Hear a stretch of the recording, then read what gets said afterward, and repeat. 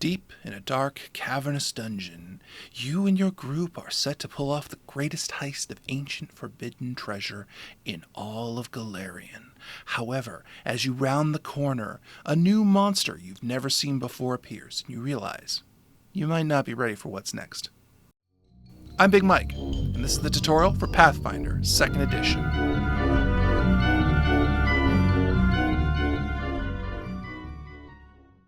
Pathfinder 2nd Edition is a system whose history is in some ways more interesting than the rules themselves. In an effort to create a more unique proprietary system that matched Paizo's world, they debuted 2nd Edition to playtest in 2018 before debuting the system in August of 2019. They then had to release a newer edition of 2nd Edition in the wake of Paizo's OGL fiasco in 2023, which, if you need to ask what that was, just come and watch me yell about it somewhere else. The end result is a system that shares mechanical similarities with 4th edition Dungeons & Dragons, but possesses many key changes to make it its own beast, while ensuring that any Dungeons & Dragons terminology is firmly stripped from the book. So while things like alignment and ability scores are gone, we have a lot more rules to take its place. Let's hit it! First up, the dice roll. The system uses a 20-sided dice, or 1d20, plus appropriate modifiers against a numerical value known as a difficulty check, or DC. If the player rolls, modifiers included, a tie or more, that is a success. If they exceed that DC number by 10, it is a critical success. Not meeting that number is a failure, and failing by 10 or more is a critical failure. Some dice rolls, like striking in combat, have special features when you score a critical success. If you roll a 20 on just your physical dice before any modifiers are added to it, it increases your success by 1 degree. So, if you would have failed the check but rolled a 20, it becomes a success.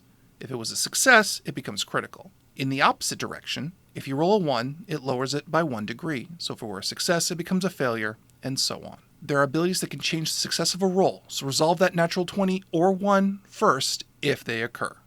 Now you might be wondering, what kind of modifiers do you add to the roll? Those come from attributes and skills. First up, attributes.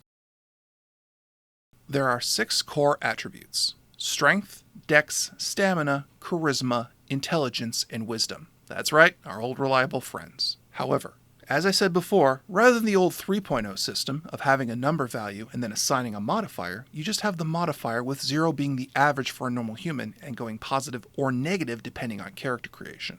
At that point, you'd pick an ancestry, which is what's referred to as a race.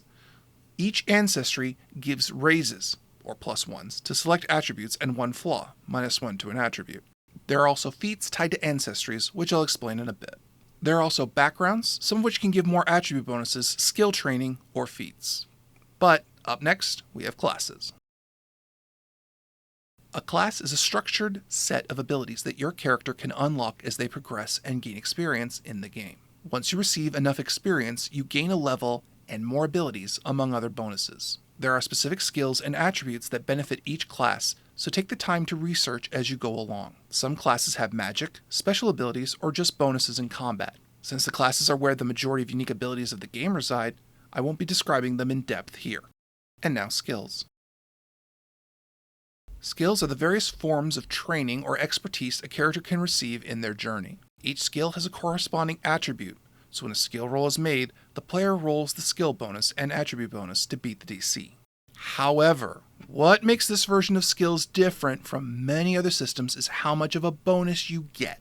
So, if a player is untrained in a skill, they just use their attribute bonus, nothing else. If they are trained, they add their character level +2 to the attribute skill roll. If they are an expert, they add their level +4. At level 7, they can become a master of their skill, adding their level +6 to the roll. And finally, at level 15, they can become legendary at that skill, adding their level and +8. So as long as you are at least trained in a skill, you are always adding your character level to the skill. But the additional bonus goes up the better you are at that skill. And now feats. Feats are specific little abilities that you can get through the game. These can range from just holding your breath longer while underwater to moving at full speed while sneaking. Certain feats have specific criteria or prerequisites you must gain before you can take them. And now, hero points. Like many other systems, Pathfinder has a meta currency called hero points. You can spend a single one for the reroll of a dice, you must use the second result, or spend all your hero points to avoid death. Typically, players start with 1 hero point and can gain up to a maximum of 3 during session play. All hero points are reset between sessions. And now, I have to explain the 3 different modes of gameplay. So Pathfinder has 3 modes of play. These are known as Exploration, Downtime, and Encounter. I'll explain each. In Exploration mode, play is assumed to occur over minutes and hours and involves the portions of gameplay that don't require precise minute-to-minute tracking. These are things like role-playing conversations, conducting research, or just basic skill rolls that are needed. Downtime takes place over several days and involves things like training, making money, long-term healing, or other long-term actions that can be easily summarized. The last mode is Encounter, where gameplay is taken in turns and every second is essential, but around here, we like to call that combat. First of all, in combat, you must determine the order in which each person gets to act. That is also known as initiative. This is determined usually by making a perception check, by being more aware, you get to go first, but there are situations where other skill rolls apply, so check the core book for that. Now, each person's position in combat is called a turn. In that turn, you get 3 actions and 1 reaction, unless you have class abilities that change that, and any number of free actions. Let me try to explain actions. Certain skill rolls and combat abilities take up 1, 2, or 3 actions in a turn. So, for example, swinging a sword takes only 1 action. Meanwhile, magically turning yourself into a dinosaur would take 2 actions. Things like moving also take up a single action. So in theory, you could walk up to someone, hit them with your sword, and walk away in your turn. Naturally, moving towards or away from an enemy might provoke a reaction like an attack of opportunity, but I don't want to explain attacks of opportunity in this video, and you can't make me. To attack with a melee weapon, you attack with your strength modifier, your proficiency bonus for that weapon, and any other bonuses you may have. Range uses dexterity in place of strength. Your result must be equal to or greater than your opponent's armor class or AC, which is determined by your dex modifier, your proficiency bonus for that category of armor, light, medium, or heavy, your armor's item bonus, and other bonuses. Once that's done, you roll damage depending on your weapon and subtract the result from your target's hit points. You can, in theory, attack 3 times in combat, but doing so adds a penalty. -5 to hit for the second attack, and -10 for the third. Naturally, there are ways to bypass this. Reactions can occur in any player's turn, not just your own, and they typically reset at the start of your next turn. These have specific triggers depending on which you have. Free actions are free and denoted with this symbol. And now, hit points.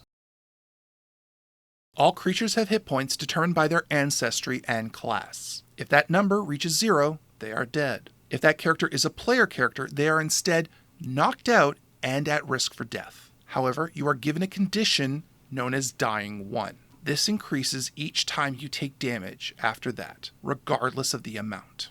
However, if there is a critical hit involved, it increases by 2 instead of 1.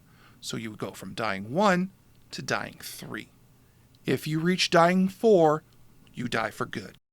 On your turn, you can roll 1d20 with no modifiers against a DC of 10 plus your dying value. The better you do, the less you die until you are unconscious. Or dying. Naturally, you can screw up this roll as well and speedrun dying. There are ways to be healed from this condition, both normal and magical, and there are means by which you can die instantly without reaching the dying condition at all. So good luck out there. And that was Pathfinder 2nd Edition. It's an interesting update of traditional rules that I encourage you to check out. The rest of you will have to watch us play it on D20Live.